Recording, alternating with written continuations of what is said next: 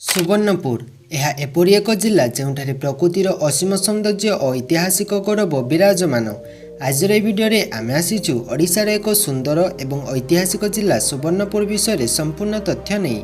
यह जिला को ओडिशार संस्कृतिर नगर बोली कहुए। एठाकार ऐतिह्य संस्कृति पर्यटन स्थल एवं स्थानीय लोक जीवनशैली आपण मानक अत्यंत आकर्षित करिवो।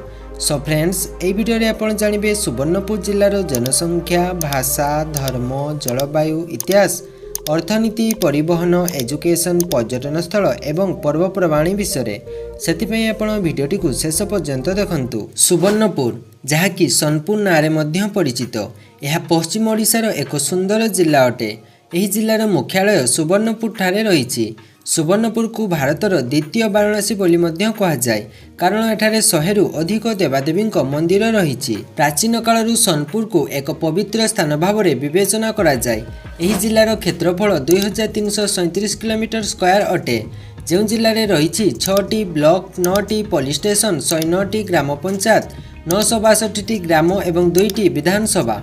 यह जिलार वाहन पंजीकरण नंबर ओडी 31 अटे। जनसंख्या 2025 मसीह सुवर्णपुर जिलार आनुमानिक जनसंख्या होची प्राय 6,10,000 पाखापाखि। यह जिलार लिंग अनुपात 1000 पुरुष 960टी महिला रही। यह जिलार 8.18% पॉपुलेशन सहर में रहती एवं बाकी 91.82% पॉपुलेशन ग्राम में रहीकि निजर जीवन यापन निर्वाह करती। भाषा सुवर्णपुर जिलार ऑफिशियल लैंग्वेज होची ओडिया एवं इंग्राजी किंतु एठाकार स्थानीय अंचलर अधिकांश लोक माने संबलपुरी भाषा कही थांती। धर्म सुवर्णपुर गोटे हिंदू बहुल जिला अटे। एठाकार अधिकांश लोक माने मुख्यतः हिंदू धर्मावलंबी।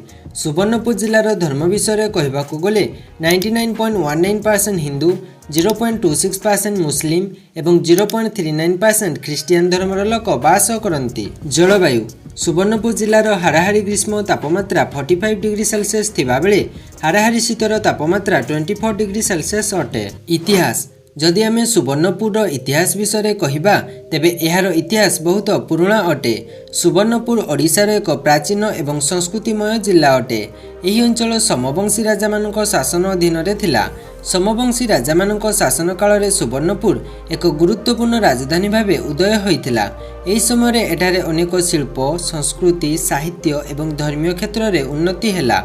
एठारे थिबा विभिन्न पुरातन मंदिर गुड़िक एहार ऐतिहासिक उत्कृष्टता को प्रमाणित करिथाय। सुवर्णपुर ओडिशा राज्यर एक गुरुत्वपूर्ण अंचल भावे विकास पाइछि जोठारे वैदिक संस्कृति एवं तांत्रिक संस्कृति मिसिथिला। एठाकार मंदिर गुड़िकरे एवं पूजा पद्धति रे एहार प्रतिफलन देखिबाकू मिले। सुवर्णपुर प्रथमे बलांगीर जिलार गोटे अंश भाव में परिचित थिला किंतु 1993 मसीह प्रशासनिक सुविधा पाई गोटे स्वतंत्र जिला भाव में मान्यता पाइला। सुवर्णपुर केवल एक ऐतिहासिक स्थान नुहे बरं यह ओडिशार लोक संस्कृति हस्तशिल्प और जनजीवन एक उज्जवल अध्याय को अतुट रखिछि। अर्थनीति सुवर्णपुर जिलार अर्थनीति मुख्यतः कृषि उपरे निर्भरशील। एठारे धान आलू बादाम डाली और विभिन्न प्रकार तैलबीज आदि चाष करा जाय। कृषि उत्पादन एठाकार जनसाधारण जीविकार मुख्य माध्यम। कृषि उत्पादन व्यतीत हस्तशिल्प मध्य सुवर्णपुर अर्थनीतिर एक महत्वपूर्ण अंश। एठाकार संबलपुरी साड़ी सारा राज्य में प्रसिद्ध। यही हस्तशिल्प हजार हजार लोक रोजगार जगाई थाए। सुवर्णपुर छोट छोट व्यापार व्यवसाय व्यवस्था मध्य अछि।